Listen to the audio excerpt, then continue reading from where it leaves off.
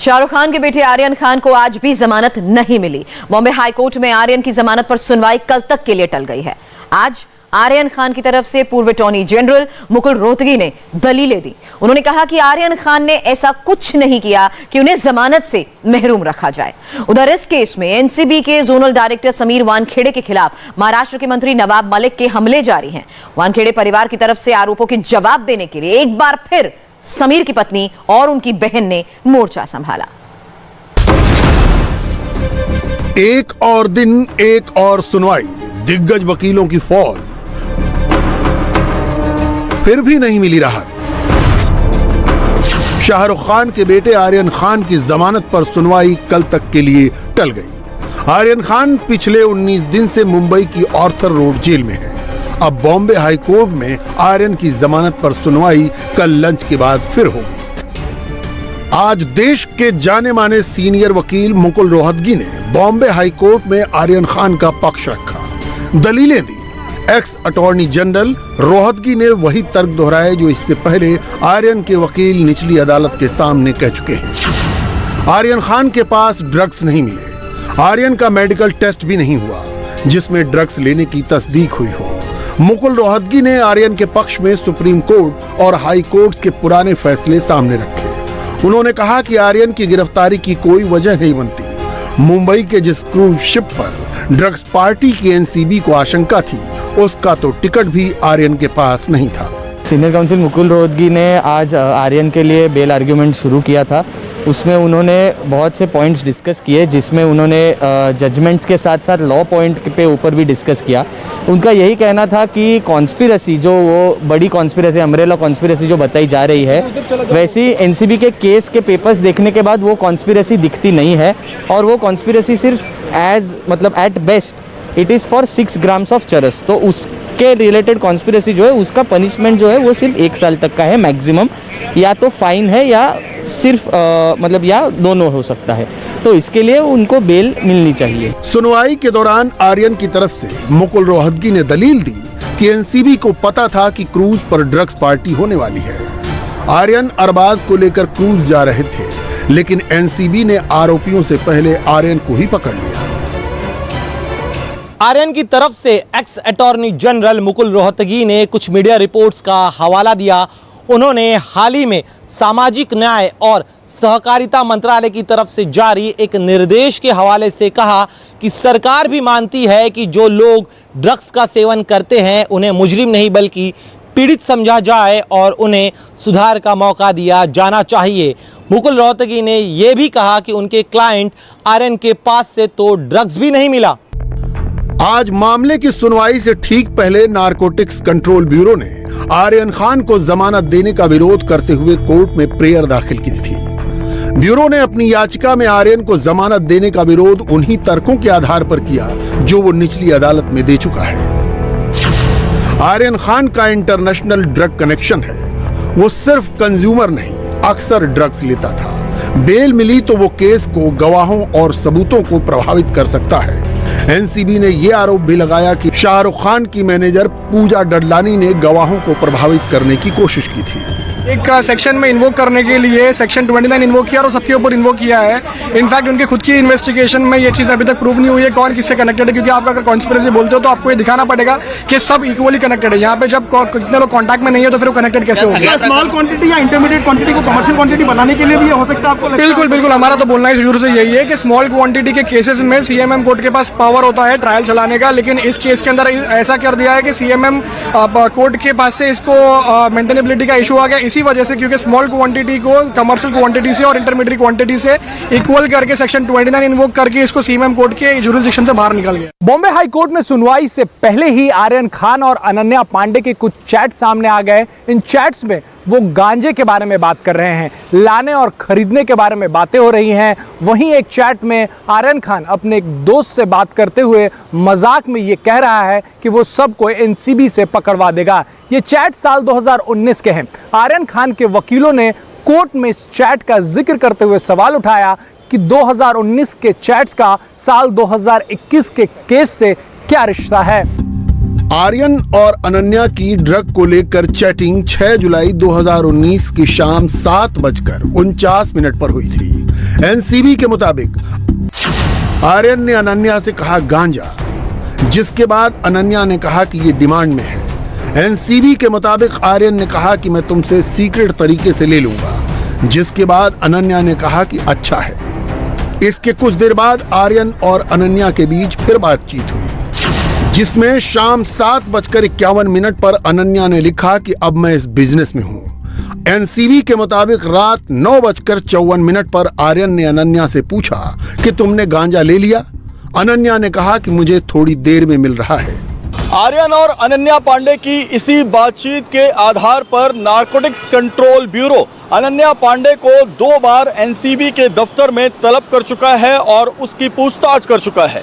NCB ने अनन्या पांडे को कल भी बुलाया था, लेकिन शेड्यूल का हवाला देकर अनन्या पांडे ने किसी और दिन बुलाने की गुजारिश की, जिसे एनसीबी ने मान लिया।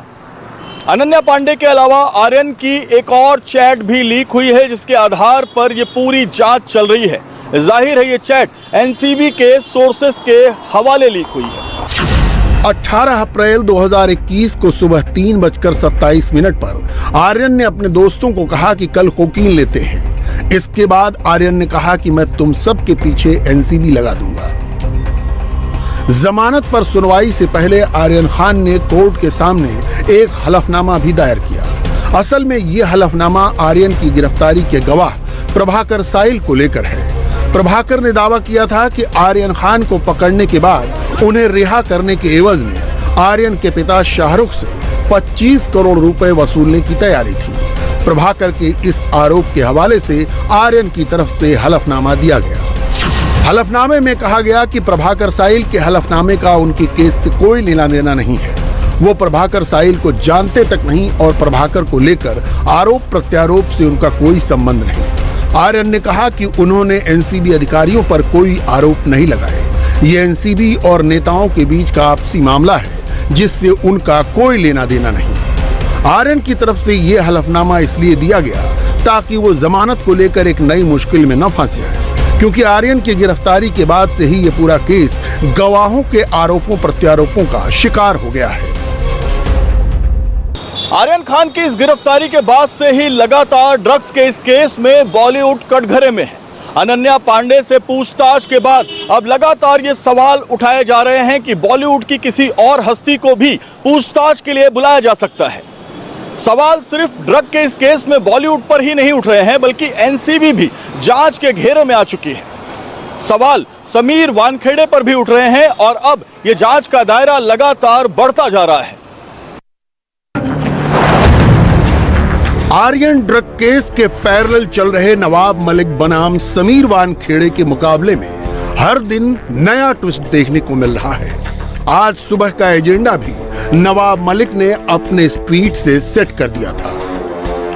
सुबह 8:30 बजे ट्वीट करने के कुछ घंटे बाद नवाब मलिक ने प्रेस कॉन्फ्रेंस करके समीर वानखेड़े के खिलाफ एलिगेशंस की नई फहरिस्त जारी की। नवाब मलिक ने इल्जाम लगाया समीर वानखेड़े ने खुद को नकली दलित बनाकर सरकारी नौकरी हासिल की थी, जबकि समीर वानखेड़े के पिता तो पहले ही मुसलमान हो चुके थे। सवाल हमने ये खड़ा किया कि जो व्यक्ति फर्जी बर्थ सर्टिफिकेट बनाकर फर्जी कागजों के आधार पर शेड्यूल कास्ट की कैटेगरी में नौकरी हासिल करता है, कहीं ना कहीं एक दलित शेड्यूल कास्ट जो देश के किसी गांव में झोपड़ी में हो सकता है कि दिए के नीचे पड़ रहा होगा,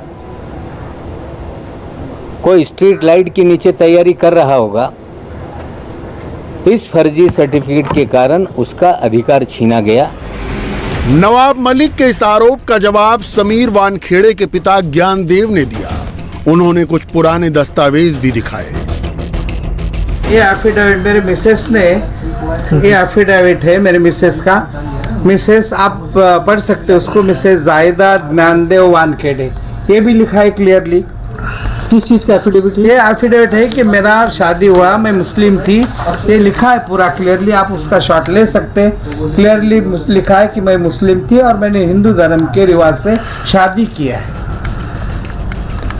समीर वानखेड़े के खिलाफ नवाब मलिक की इस मुहिम की जड़ में एनसीबी का एक पुराना केस है, जब नारकोटिक्स कंट्रोल ब्यूरो ने नवाब मलिक के दामाद समीर खान को ड्रग केस में गिरफ्तार किया था।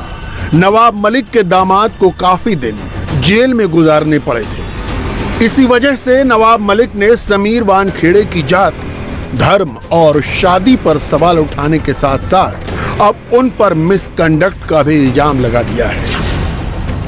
नवाब मलिक का आरोप है कि समीर वानखेड़े मुंबई में वसूली का रैकेट चला रहे थे। इस बारे में उन्हें गुमनाम चिट्ठी मिली है।